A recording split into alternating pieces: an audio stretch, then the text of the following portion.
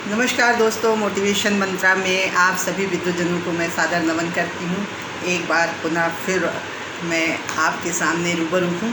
मन के हारे हार है और मन के जीते जीत। दोस्तों, किसी भी सफलता के लिए हमारे ग्रंथ बहुत कुछ सिखा जाते हैं।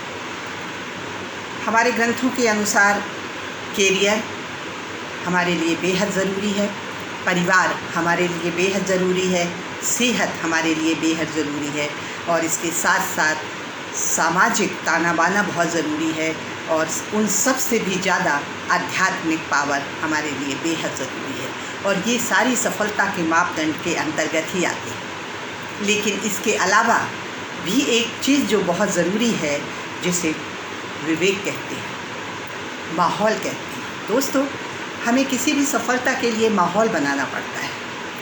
जब कभी हमारे घर में किसी की परीक्षाएं होती हैं, किसी का कार्यक्रम होता है, शादी होती है, ब्याह होता है, हम उसी तरह का माहौल बना लेते हैं। लेकिन जब हमारे बच्चे फाइट कर रहे होते हैं, तब हम उन्हें वो माहौल नहीं देते। देखिए, माहौल से कितना फ़र्क पड़ता है। असफलता सफलता में तब्दील हो जाती है। मैं आपको महाभारत काल की 2 घटनाओं का जिक्र करूँगी, जो वो ग्रंथ हमें सिखाते हैं कि यदि हमें अपने को कामयाब बनाना है, अपने आने वाली पीढ़ी को कामयाब बनाना है, तो माहौल जरूर बनाना पड़ेगा। अर्जुन के साथ कृष्ण, महाभारत काल में जब युद्ध की घोषणा हो गई, तो उस जगह जहाँ युद्ध होना था, उस मैदान का सर्वेक्षण करने के लिए आए। दोनों ही पक्ष आए कि कहीं कुछ गलत तो नहीं हो रहा है। कौरव आकर चले गए। कृष्ण और अर्जुन पूरे उसमें मुआयना कर रहे थे और मैदान का जैसे ही राउंड पूरा हुआ, वैसे ही एक चिड़िया फड़फड़ाते हुए भगवान के चरणों में आकर गिरी। भगवान रुक गए, कहने लगे। कृष्ण ने कहा कि आप कैसे यहाँ? चिड़िया ने गड़गड़ा के कहा कि मैं क्या करूँ, मैं बहुत परेशान हूँ। जिस पेड़ पर मेरे अंडे थे, युद्ध होने की वजह से वो बीच में आ रहा था और पेड़ को काट दिया गया। ऐसी परिस्थिति में मेरे अंडे ज़मीन पर गिर गए। अब जब कल युद्ध शुरू हो जाएगा, तो मैं अपने बच्चों को बचा नहीं पाऊँगी। घोड़ों के पदचाप के बीच में आ जाएंगे और वो सारे अंडे फूट जाएंगे और मेरे बच्चे मर जाएंगे। भगवान कुछ कीजिए। भगवान ने कहा, इसमें मैं क्या कर सकता हूँ? ये तो नियति है जो कर्म के हिसाब से लिखी जाएगी और मैं कभी भी किसी के साथ इस तरह का सहयोग नहीं कर पाता हूँ। जो जैसा कर्म करता है, उसको उसी तरह का परिणाम और फल मिलता है। और तो बड़ी कसमकस की स्थिति हो गई। चिड़िया थोड़ी देर तो रुकी और बाद में जाते जाते बोलने लगी, भगवान, आप न्याय तो करते हैं ना? भगवान ने हंसते हुए कहा, जरूर। जो जैसा कर्म करता है, उसको जैसा फल मिलना चाहिए, वो न्याय तो मैं ज़रूर करता हूँ। और चिड़िया खुश होकर उड़ गई। दोस्तों, वो अन्यत्र एक दूसरे पेड़ पर बैठ गई और निहारने लगी। अर्जुन से कृष्ण ने कहा, अपना तीर कमान देना। और तीर ऐसे चलाया कि एक हाथी जो घंटी बहुत बड़ी सी पहने हुए था, उस घंटी की डोरी पर मारा। वो डोरी टूट गई और वो घंटी जमीन पर आ गई। अर्जुन हंसने लगे। अर्जुन ने कहा, आपने जब कहा था कि मैं युद्ध भूमि में तीर नहीं चलाऊंगा, मैं धनुष बाण नहीं उठाऊंगा, तो आपने क्यों उठाया? पहली बात। दूसरी बात, जब आपका निशाना ही सही नहीं है, आप मुझे बता देते, मैं उस हाथी को मार देता। भगवान ने कहा, नहीं, मैं हाथी को मारना नहीं चाहता था। और बिना कुछ कहे भगवान चले गए। 15 दिन युद्ध हुआ 15 दिन युद्ध होने के बाद फिर से रथ में बैठकर मैदान का राउंड कर रहे थे, ये देखने के लिए कि कोई घायल हमारा पड़ा तो नहीं है। कृष्ण ने जब पूरा राउंड कर लिया तो अर्जुन से कहा, अर्जुन जाओ इस घंटी को उठाकर अलग रख दो, मैदान से बाहर रख दो। अर्जुन को बहुत आश्चर्य हुआ और थोड़ा कष्ट भी हुआ कि आज जब हम युद्ध भूमि में सफलता का परचम लहरा चुके हैं, मेरा इतना वर्चस्व बढ़ गया है, मेरा शोहरत और नाम बढ़ गया है, तब मुझे घंटी उठाने के लिए कह रहे हैं। लेकिन कृष्ण की बात को कौन टाल सकता था, और उन्होंने उस घंटी को उठाकर, जैसे ही उठाकर एक तरफ रखा, उसमें से चिड़ियों के बच्चे चहचहाने लगे, फड़फड़ाने लगे अपने पंखों से, और चिड़िया आकर अपने बच्चों से लिपट गई। अर्जुन को समझ में आ चुका था कि आज के 15 दिन पहले जो युद्ध शुरू हुआ था, तब भगवान ने ये घंटी या इनके ऊपर क्यों डाली थी। ईश्वर पर अगर किसी ने विश्वास किया है तो कभी भी उसका विश्वास खाली नहीं जाता है, लेकिन माहौल बनाना ही पड़ता है।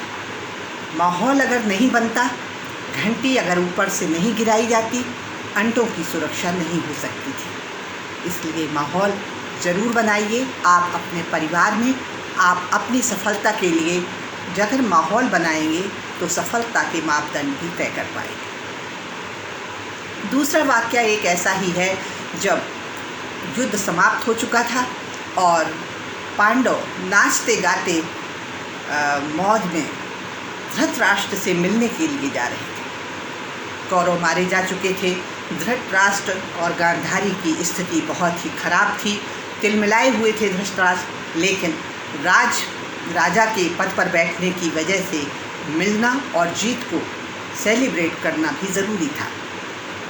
उन्होंने मिलने का समय दे दिया, और जैसे ही भीम और दूसरे जो पांडव थे वो उत्साहित थे बहुत ज़्यादा, भीम बहुत ज़्यादा उत्साहित थे, और जैसे ही वो आगे बढ़े कृष्ण ने उन्हें रोक दिया।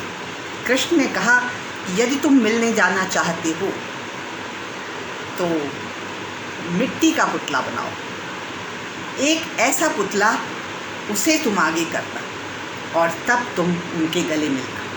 दोस्त, भीम ने मना नहीं किया, भीम ने गुरु का कहना माना, और जैसे ही मिट्टी का पुतला आगे किया और धृतराष्ट्र ने उन्हें क्रोध बस इतनी कस के दबाया कि वो टुकड़े टुकड़े हो गया। यदि भीम आगे आ जाते और पुतला ना होता तो भीम भी जीत कर हार जाते, अपनी जान देनी पड़ती है।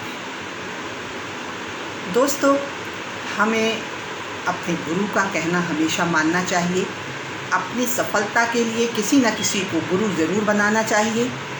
गुरु का मतलब कोई ऋषि मुनि नहीं, गुरु का मतलब आपके ही क्षेत्र में, आपके ही कैरियर में, आपकी उस लाइन में जो सफल है, जो आगे बढ़ चुका है, जो कामयाब हो चुका है, या जो आपसे सीनियर है, ऐसे व्यक्ति को अगर आप मार्गदर्शन लेंगे तो निश्चित रूप से आपको सफलता मिलेगी। इसी तरह का एक वाक़या है, जब युद्ध चल रहा था, अर्जुन को किसी और क्षेत्र में और किसी कोने में भेजा गया था और अर्जुन व्यस्त थे। अभिमन्यु ने चक्रव्यूह की रचना अपने माँ की गोद में ही, पेट में ही सीख ली थी। वो बड़े ही शान और शौकत के साथ चक्रव्यूह जो रचा गया था विरोधी पक्ष के द्वारा, उसमें घुस गए, लेकिन निकलना उन्होंने नहीं सीखा था। ऐसी परिस्थिति में वो वहाँ पर मारे गए। जब अर्जुन लौट कर आए तो लोगों को पता चला कि अर्जुन को कि अभिमन्यु का वध कर दिया गया है। दोस्तों, अर्जुन ने कहा कि वीर सूरवीरों की तो युद्ध भूमि में मौत होती ही है, कष्ट वो नहीं है। कष्ट ये है कि मरने के बाद जयद्रथ ने उसे लाते मारे। मरने के बाद किसी सूरवीर को पैरों की लातें कभी भी विरोधी पक्ष नहीं मारता है। ये कानूनन गलत है, लेकिन उसने ऐसा किया, गालियाँ दी। उन्होंने अपना गांडे उतार के अर्जुन ने रख दिया और ये कसम खाई जल लेकर कि जब तक मैं शाम तक, दूसरे दिन शाम तक यानी 24 घंटे के अंदर अंदर उसका वध नहीं कर देता हूँ, मैं तब तक चैन से नहीं बैठूँगा और मैं आत्मदाह कर लूँगा अगर मैं ऐसा नहीं कर पाया तो। कौरवों में जश्न होने लगा और पांडवों में मायूसी छा गई, क्योंकि अर्जुन एक सशक्त धनुधारी थे। कभी भी किसी चीज़ की सफलता अर्जुन पर डिपेंड करती थी। उन लोगों ने सोचा कि ये तो बहुत बुरा हो जाएगा। कौरवों ने कहा कि जयद्रथ को छुपा लेते हैं, 24 घंटे की बात है। अर्जुन आत्मदाह के लिए मजबूर अर्जुन को कर दिया जाएगा और एट इट इज उन्होंने जयद्रथ को छिपा दिया। 24 घंटे पूरे होने वाले थे। अर्जुन ने जब देखा कि सांझ ढलने वाली है, सूर्य करीबन करीबन डूबने की स्थिति में आने वाला है, तो उन्होंने अपना धनुष बाण नीचे रख दिया, गांडी उतार के रख दिया और मायूस होकर जमीन पर बैठ गए कि अब मुझे आत्मदाह करना ही होगा। दोस्तों, पांडवों ने भगवान की पैर पकड़ ली, बोले कृष्ण कुछ तो करो, हम जीत के भी हार जाएंगे। ये इतिहास के पन्नों में बड़ी खराब न्यूज़ होगी, क्योंकि अन्याय की जीत हुई और न्याय हार गया। आप हमें कलंक से बचा सकते हैं, आप इतिहास को कलंक ना लिखा जाए, इसके लिए आपको कुछ करना होगा। दोस्तों, कृष्ण ने जो किया उसे कहते हैं माहौल बनाना। कृष्ण ने धीरे से बादलों को, सूर्य को ढक दिया। उन लोगों ने, कौरवों ने सोचा कि सूर्य ढल चुका है, जयद्रथ बाहर आ गया नाचते गाजते, गाली गलौज करने लगे। कौरव कहा अर्जुन आत्मदाह के लिए तैयार हो जा, सूर्य डूब चुका है, अगर जरा सा भी तुझमें इज्जत है, जरा सा भी मान है तो आत्मदाह के लिए तैयार हो जा। और दोस्तों, जैसे ही जयद्रथ बाहर आया, कृष्ण ने कहा अर्जुन गांडी उठा और सिर को धड़ से अलग कर दिया। कृष्ण ने की तरफ जैसे ही अर्जुन ने देखा, उन्होंने बादलों को सूर्य से अलग कर दिया। अभी तो सांझ नहीं हुई थी, ढलने की तो बात ही अलग थी। कौरव घबरा गए, जयद्रथ भागने लगा, लेकिन अर्जुन का तीर से वो बच नहीं सकता था और उसका धड़ से सिर अलग हो गया। दोस्तों, अगर ऐसा ना होता, माहौल नहीं बनाते कृष्ण, तो निश्चित रूप से पांडव जीतते हुए भी हार जाते। किसी भी सफलता के लिए माहौल बनाना बेहद ज़रूरी है और इसीलिए चाणक्य नीति के अनुसार साम दाम दंड भेद, सफलता के लिए ये चारों चीज़ें ज़रूरी है।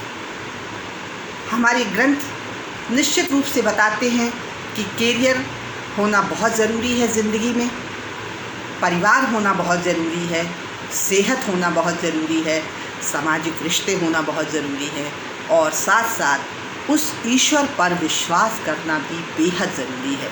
अगर हमें विश्वास होगा तो निश्चित रूप से हम उस तरह का माहौल भी बना सकेंगे, हमारी बुद्धि विवेक भी काम करेगी, हमारा शांत चित्त हमें सफलता के शिखर तक पहुंचाएगा। आज इतना ही। आने वाला समय आप सबके लिए तमाम खुशियाँ लेके आए, इन्हीं शुभकामनाओं के साथ विदा लेती हूँ। सफलता के लिए माहौल बनाते रहिए, सेहत के लिए माहौल बनाते रहिए और खुश रहिए। जय हिंद, जय भारत, नमस्कार।